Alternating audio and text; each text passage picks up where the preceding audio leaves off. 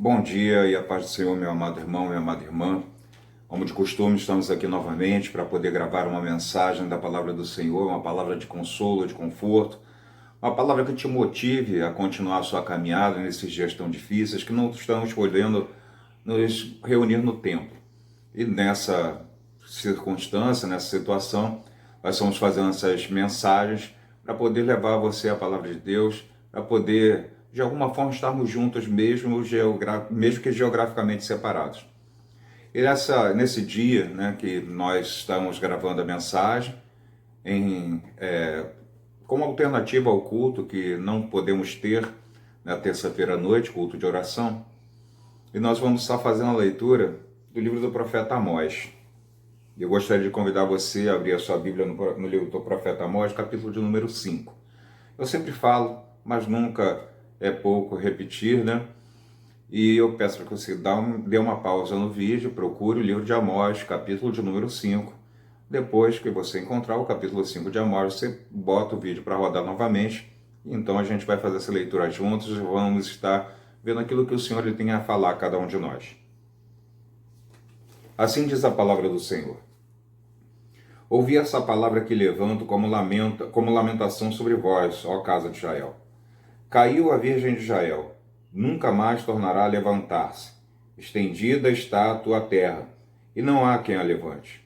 Porque assim diz o Senhor Deus, a cidade da qual saem 1000, conservará 100, e aquela da qual saem 100, conservará 10 a casa de Israel. Pois assim diz o Senhor à casa de Israel, buscai-me e vivei. Porque não busqueis a Betel, nem venhais a Gilgal, nem passeis a Berseba, porque Gilgal certamente será levada cativa, e Betel desfeita em nada. Buscar o Senhor e vivei, para que não irrompa da casa de José como um fogo, que o consuma, e não haja em Betel quem apague. Vós, que converteis juízo em alosta, e deitais por terra a justiça, procurai o que faz o sete estrelas e o Órion, e torna a densa treva da manhã, e muda o dia em noite, o que chama as águas do mar e as derrama sobre a terra, Senhor é meu nome. Ele que faz vir a súbita destruição sobre o forte e ruína contra a fortaleza. Somente até aqui, amados. Algumas coisas para que a gente possa estar se situando no livro do profeta Amós. Uma delas é a seguinte: Amós é um profeta atípico, né? Muito mais atípico do que qualquer outro profeta que você possa ter ouvido falar, ter conhecido. Amós, ele não era de uma tradição profética, não era de família de profetas, ele mesmo fala isso logo no início do livro. Ele diz que não é de família, nem é profeta, nem filho de profeta. Ele é de uma família, ele é boieiro e cultivador de sicômoros ou figos. Algumas traduções elas trazem outros termos. Mas isso não é o mais importante. O mais importante é que a gente entenda que Amós não era aquela pessoa que, se nós olhássemos, poderíamos falar para ele, sobre ele, e é um homem de Deus, é usado por Deus, é ungido por Deus, ou qualquer coisa assim. Ele é uma pessoa que estava fora da curva, era uma pessoa que, aos olhos de nós, religiosos, não serviria para poder levar a palavra do Senhor. Afinal de contas, ele não era do meio sacerdotal, não era do meio dos profetas. E quando ele fala que não é profeta e nem filho de profeta, é bom que a gente entenda uma coisa bem interessante. Na Israel antiga existia o que nós poderíamos chamar de escolas de profetas, mas quando nós falamos de escolas de profetas, nós não estamos falando como as escolas que nós temos hoje em dia, um prédio onde professores estão lá dentro ensinando. Não, são correntes de pensamento em torno de um determinado foco, de um determinado objetivo, e aquela corrente de pensamento ela não está presa a quatro paredes, ela é representada pelo grupo de pessoas que faz parte dela. E essa era a escola de profetas. É como talvez você tenha escutado na escola, né? A tão famosa Escola de Sagres de Portugal, que foi responsável, né, para poder capacitar os marinheiros para fazer as circunnavegações, né, portuguesas, que acabaram aportando ao Brasil. Mas só para que você tenha uma ideia do que Amós ele estava falando, ele fala que não tem tradição nenhuma nesse ramo. Ele não é do ramo, a gente poderia dizer assim, ele não é da área, mas ainda assim Deus o chamou. Ainda assim Deus o capacitou para fazer aquela obra. Porque para Deus não importa as tradições, o que importa para Deus é a vontade dele e um coração sincero e puro e voltado para ele. Amós ele vai para o reino de Israel. Nesse período, e eu gosto muito de destacar isso, era um período em que o reino do norte e o reino do sul eles estão separados. O reino do norte ele tem a sua capital em Samaria, o reino do sul tem a sua capital em Judá. As tribos se dividem quando o filho de Salomão, Roboão, ele assume o reino. O lado norte assume um outro rei chamado Jeroboão. Esse período já é um período bem posterior a esse da divisão, mas eles ainda continuam divididos. E o rei na época era um homem chamado Jeroboão II. Esse era o período de maior ascensão do reino de Israel, do reino do norte. Eles tinham muitas riquezas, estavam conseguindo até ampliar de certa forma seus territórios. Era o típico modelo de sucesso que poderia se querer naquela época. Essas pessoas elas estavam bem. Então Amós, um camarada que nem era profeta, nem discípulo de profeta, ele sai do sul e vai até o norte profetizar. Nós já vemos aí duas coisas que são complicadoras para o ministério de Amós. A primeira é que ele não tinha tradição profética, certamente ele seria rejeitado pelos profetas do norte. A segunda é que ele não era do norte, ele era do sul, e o sul não era visto com bons olhos pelas pessoas do norte depois da separação.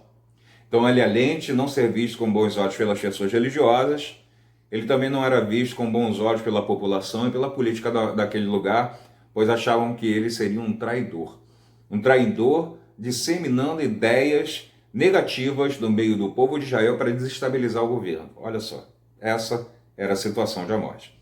E se você acha que eu estou aumentando, é só ler o livro. Ele foi acusado realmente de traidor, né? Foi acusado duramente de traidor por conta das suas palavras. Mas essa não é a questão a que eu quero me ater nesse momento. O que eu quero falar nesse momento, meus amados, é que essa palavra que Deus coloca nos lábios de Amós, retira ele do reino do sul, leva até o reino do norte para falar, é uma palavra de amor. Aí talvez você pergunte, mas poxa, mas palavra de amor diz que não se levantaria, centenas de pessoas morreriam. Que palavra de amor é essa? Que tipo de amor é esse? Eu explico. Essa palavra de amor, ela está relacionada com o desejo de Deus ver os seus se voltando a Ele. Porque quando nós nos arrependemos, quando nós nos voltamos para o Senhor Ele muda o seu juízo. Amados, é importante que a gente compreenda isso. É importante que a gente compreenda também que as pessoas lá em Israel eram profundamente religiosas, não diferente das pessoas que nós temos nos dias atuais. Muitas pessoas religiosas, mas poucas pessoas que têm consciência cristã. Esse homem de Deus, ele vai até Israel para falar para aquelas pessoas, para que eles mudem suas condutas. A sociedade estava completamente corrompida, era corrupção, eram sacerdotes que se vendiam para os mais ricos, os juízes vendiam suas sentenças.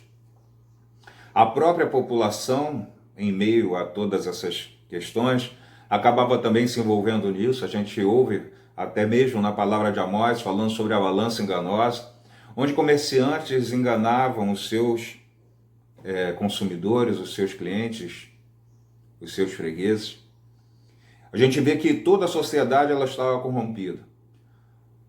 Isso, amados, é algo que nos chama muita atenção. Nós observamos atualmente que a nossa sociedade está corrompida. E talvez você esteja falando assim, então essas pessoas têm que aceitar a Jesus como seu único e suficiente Salvador. Sim, essa é uma opção. Mas isso não basta. Por que isso não basta, pastor? Não é isso que a palavra de Deus diz? Sim, a palavra de Deus diz que nós precisamos aceitar a Jesus Cristo como nosso único e suficiente Salvador. Mas quem aceita Jesus Cristo realmente vive segundo os seus princípios. O que significa viver segundo os seus princípios, meu amado, minha amada, é amar o seu próximo, ainda que esse próximo não seja alguém relacionado com você. Ainda que esse próximo não tenha a mesma religião que você, ainda que esse próximo não defenda os mesmos políticos que você. Ainda que esse próximo pense de maneira diferente. E nós não amamos dessa maneira.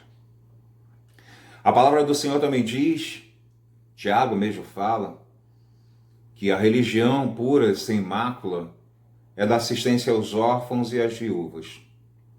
Tenho visto muitas igrejas criando estruturas extraordinárias, belíssimas, maravilhosas, mas estruturas muito caras para serem mantidas.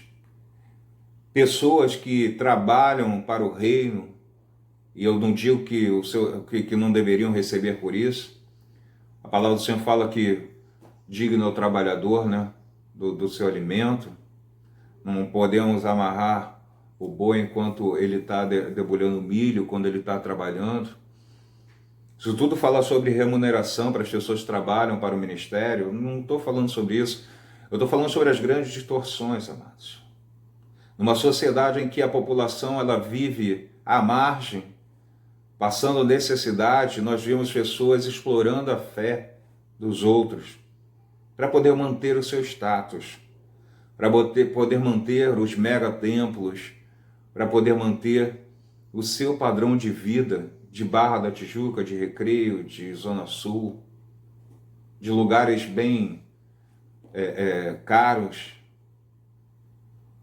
sem pensar naquela pessoa daquela igreja que talvez esteja passando fome, entende? Às vezes a gente acha que o se converter a Deus, o se arrepender está relacionado só a aceitar a Jesus, mas nós vemos que a nossa fé ela está corrompida. Os dias atuais têm demonstrado isso, têm revelado muitas coisas os dias atuais. Porque são nos grandes momentos de crise, nos grandes momentos de maior dificuldade, que o caráter das pessoas se revela. E esses caráteres estão sendo revelados. Pessoas que demonstram ódio ao invés de amor. Pessoas que preferem a mentira do que a verdade. Pessoas que estão, às vezes, lutando para que a igreja esteja aberta, o seu coração nunca esteve em Cristo.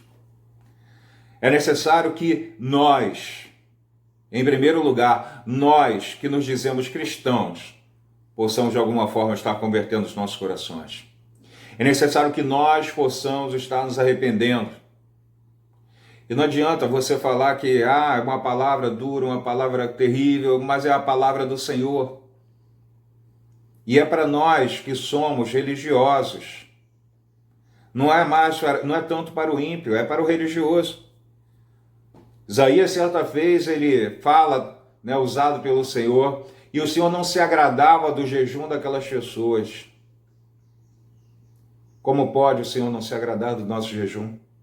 Porque o nosso jejum ele não é feito da maneira como deveria ser feito. O nosso jejum é um jejum egoísta, que visa os nossos próprios interesses.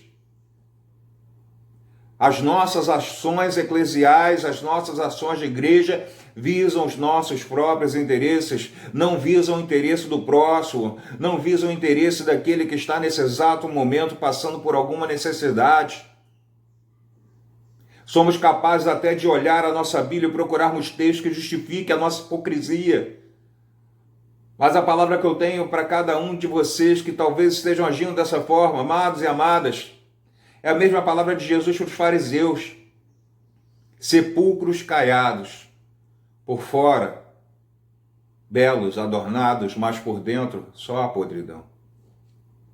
É tempo de nós mudarmos. Não adianta dobrarmos o joelho, não adianta orarmos, não adianta jejuarmos se o nosso coração não está dobrado, se o nosso coração não se ajoelha, se o nosso coração não jejua. E quando eu digo coração, eu digo de mente, do nosso pensamento, do nosso desejo, da nossa vontade. Porque nossa boca fala uma coisa, mas a nossa mente pensa coisas completamente diferentes. É hora de mudarmos essa história. É hora de vivermos o verdadeiro evangelho, é hora de fazermos a diferença. Temos visto pessoas morrendo, pessoas sofrendo, pessoas passando necessidade, mas nós estamos preocupados muitas das vezes com os nossos próprios interesses. Nós somos mesquinhos, nós somos egoístas. não estamos pensando na dor do outro. Falamos que pensamos, dizemos isso, para que nós mesmos talvez possamos acreditar, mas essa não é a verdade. A verdade é que estamos pensando em nós mesmos. Enquanto isso acontecer, nós vamos sofrer. O povo vai sofrer. É hora de acordarmos, é hora de voltarmos ao verdadeiro evangelho. É hora de fazermos a diferença. Acabou o tempo. Acabou o tempo.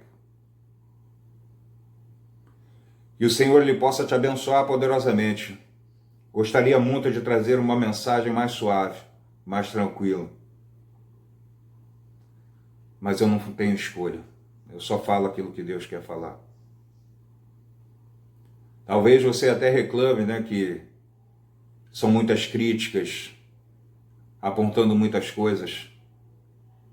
Mas profeta, na Bíblia, não vem passar a mão na cabeça de ninguém. Só os profetas do templo. E tem os profetas do templo e os profetas do povo. É uma coisa que você aprende quando estuda teologia, de maneira séria. Os profetas do povo são aqueles levantados pelo Senhor para falar a verdade. E a verdade nem sempre agrada o rei. A verdade nem sempre agrada os poderes. Por isso eles sofrem, por isso eles são perseguidos. Mas existem os profetas do templo, aqueles que vivem da corte, aqueles que são sustentados pela coroa, aqueles que são sustentados pelos poderes. Esses que criam esses vínculos não têm responsabilidade com Deus, não têm responsabilidade com o povo. Eles têm responsabilidade com a mão que os alimenta. E eu gostaria de encerrar essa mensagem orando a Deus para que essa situação mude, para que os nossos corações se convertam, para que nós possamos mudar a história das nossas vidas, para que através das nossas vidas, a vida de outros possam ser mudadas. Vamos orar ao Senhor? Senhor, nosso Deus, nosso Pai, nós louvamos e engrandecemos ao Teu nome. Iremos clamar a Ti para que o Senhor nos perdoe, meu Senhor. Nos perdoe por todo o mal que temos feito. Nos perdoe por nos afastar da Tua presença. Nos perdoe, meu Senhor, porque temos, Senhor da glória, sido egoístas. Temos falado e agido de forma a satisfazer as nossas próprias necessidades. Nós queremos, Senhor Deus, viver, Senhor Deus, num nível diferente. Nós queremos, Senhor Deus, estar mais próximos de Ti. Nós queremos, Senhor, ouvir a Tua voz. Nós queremos verdadeiramente, meu Senhor da glória, entender a Tua vontade para a humanidade. Nós queremos ser como colunas. Nós queremos ser como vigias, como atalaias, para podermos ver o perigo e avisar para o povo. Nós queremos também ser sarados. Sarados, Senhor, do nosso egoísmo. Sarados, Senhor Deus, do nosso orgulho. Sarados, Senhor Deus, de todo o mal que nos cerca. Ah, Senhor Deus, nos sara para que nós possamos ser saradores. Ah, Senhor Deus, santifica a Tua igreja. Senhor Deus, que a Tua igreja possa, Senhor Deus, passar por uma vivência diferente, Senhor Deus, possa ter uma vivência diferente. Nós precisamos de Ti, Senhor. Nós precisamos muito de Ti, meu Pai. Toma-nos em Tuas mãos. Assim nós oramos em nome de Jesus. Amém. Meu amado, minha amada, que o Senhor Ele te abençoe e te guarde. E o Senhor faça resplandecer sobre ti o teu rosto e te dê a paz. Em nome de Jesus. Amém.